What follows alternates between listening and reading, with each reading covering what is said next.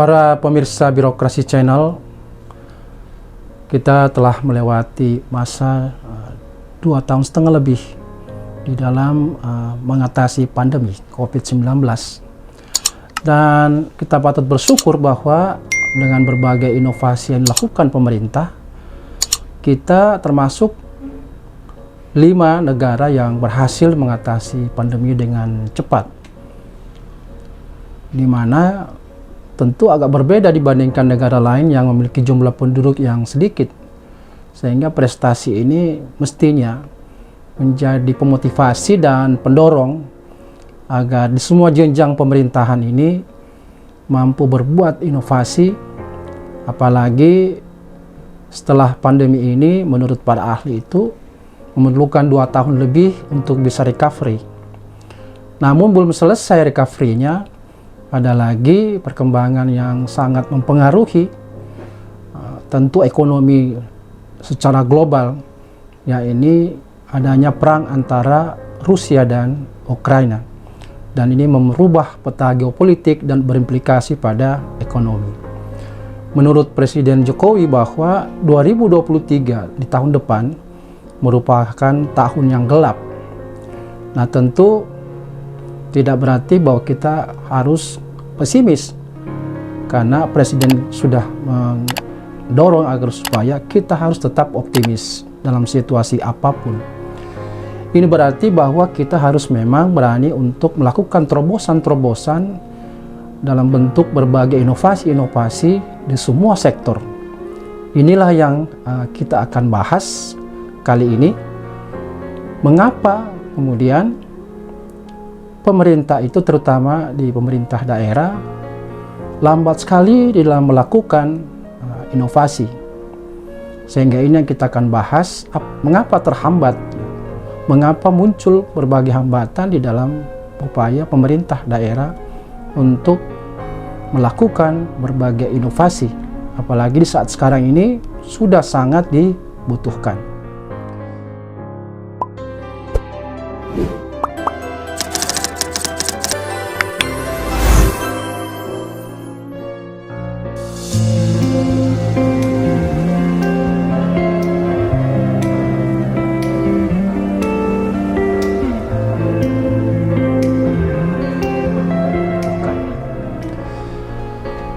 Para pemirsa Sekolah Birokrasi, pemerintah telah berupaya mendorong inovasi di setiap jenjang pemerintahan.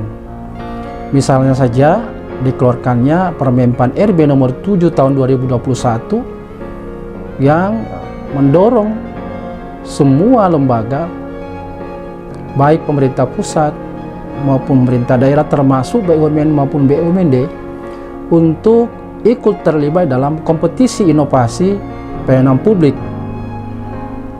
Dan juga melalui peraturan pemerintah nomor 38 tahun 2018 yang berkaitan dengan inovasi daerah, juga mendorong bagaimana supaya pemerintah itu bisa berinovasi, dan ditunjang oleh Permendagri nomor 104 tahun 2018 tentang penilaian, pemberian, dan penghargaan atas insentif kepada daerah yang berhasil mendapatkan kategori inovatif governance, atau seringkali disingkat dengan IGA Award. Nah, inilah saya kira merupakan upaya-upaya pemerintah di dalam mendorong agar supaya pemerintah di semua jenjang berinisiatif untuk bisa melakukan berbagai inovasi, apalagi menghadapi tantangan yang luar biasa ini.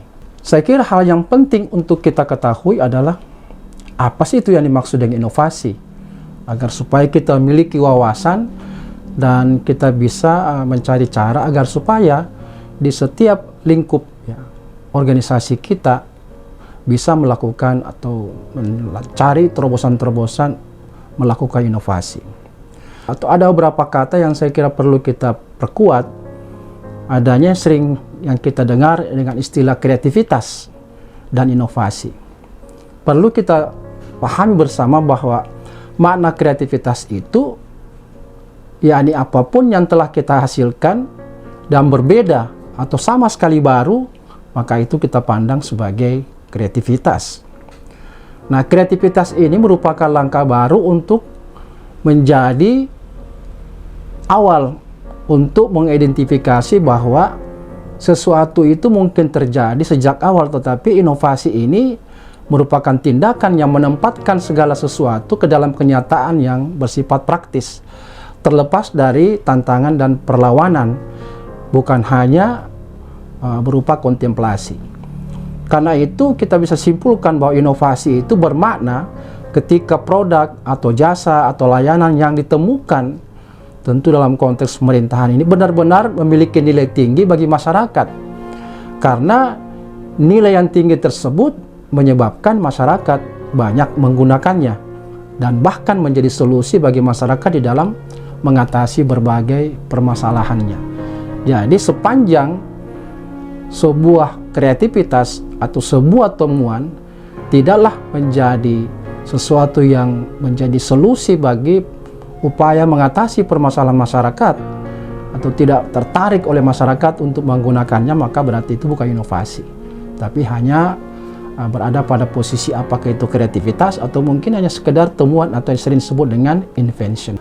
Nah, ada beberapa tips yang saya ingin kemukakan pada kesempatan pertemuan kita ini, bagaimana cara mengatasi rintangan organisasi untuk mampu melakukan baik itu kreativitas sebagai langkah awal maupun inovasi. Nah, untuk mendorong inovasi dalam sebuah pemerintahan, terutama di pemerintah daerah itu, maka pentingnya adanya dukungan dari pimpinan atau atasan. Karena bagaimanapun juga pimpinan ini bisa menjadi contoh ya, bagi bawahannya, bahwa pimpinannya itu memang gandrung dan senang berinovasi. Nah, karena itu bisa dikatakan bahwa organisasi yang berhasil itu ketika kepimpinan yang ada di dalamnya itu mendorong inovasi dari semua tingkatan pimpinan yang ada di dalam organisasi. Hal yang kedua yang saya kira penting untuk menjadi cara untuk menumbuhkan inovasi adalah organisasi atau pimpinan itu harus bisa memberikan penghargaan kepada para pegawainya yang memang inovatif. Dukunglah inovasi dengan cara memberi penghargaan kepada pegawai yang memang mengembangkan inovasi yang berhasil, karena inovasinya dilalui dengan ide-ide kreatif dari sang pegawai.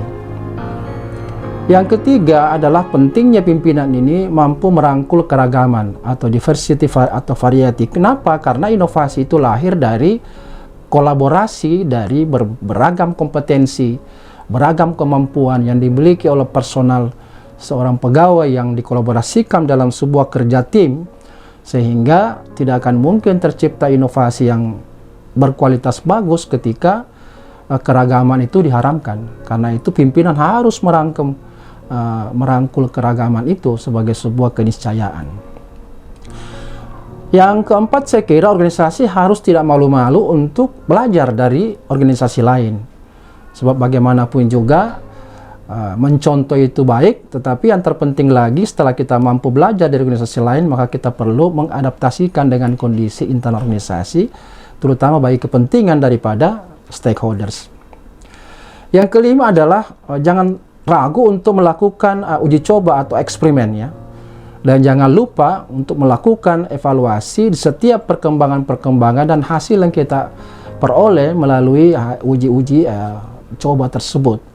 Karena kesalahan itu memberikan pelajaran kepada kita untuk berikutnya memperbaiki dari kesalahan, sehingga pada akhirnya akan menemukan sebuah temuan yang bernilai penting bagi masyarakat. Yang keenam saya kira adalah bagaimana menjadikan pegawai itu sebagai bagian integral dari upaya kita untuk melakukan perubahan dalam organisasi. Karena kita tahu bahwa walaupun sekarang pemerintah telah berupaya untuk mendorong pentingnya kompetensi melalui pemberian jabatan fungsional yang sejak 3 tahun lalu diupayakan supaya mindset dan kebanggaan pegawai terhadap jabatan struktural itu dialihkan kepada pentingnya atau berbedanya ya status daripada jabatan fungsional, karena inovasi itu basisnya pada kompetensi, berarti seseorang itu wajib memiliki sebuah jabatan fungsional secara khusus.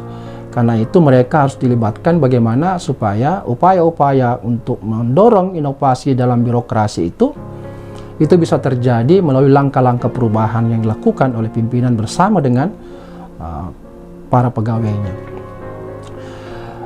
Selain itu, hal yang menarik untuk saya kira dikembangkan adalah bagaimana pimpinan itu mengembangkan berbagai macam cerita-cerita yang memang memotivasi mereka dan mengarah kepada pencapaian tujuan di dalam upaya mendorong inovasi-inovasi.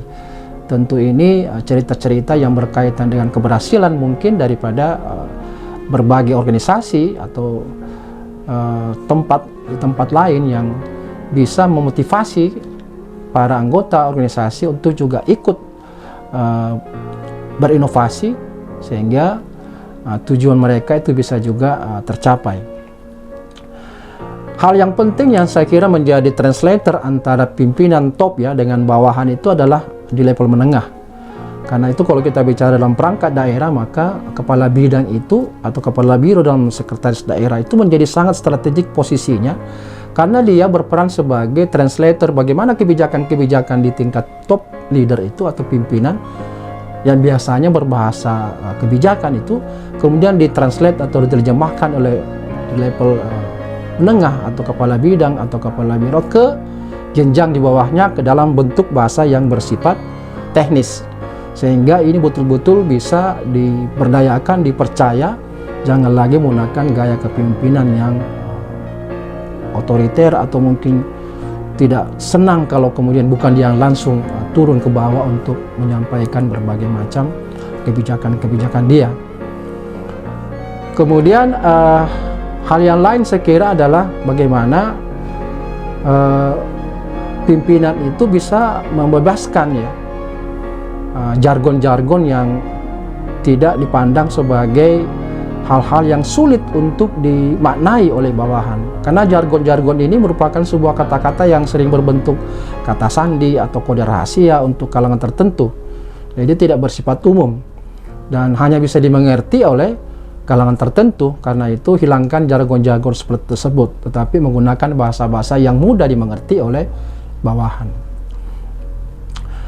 Kemudian pimpinan harus menekankan kepada bawahan bahwa kita harus terbiasa dengan kendala, atau dalam bahasa lain merangkul kendala.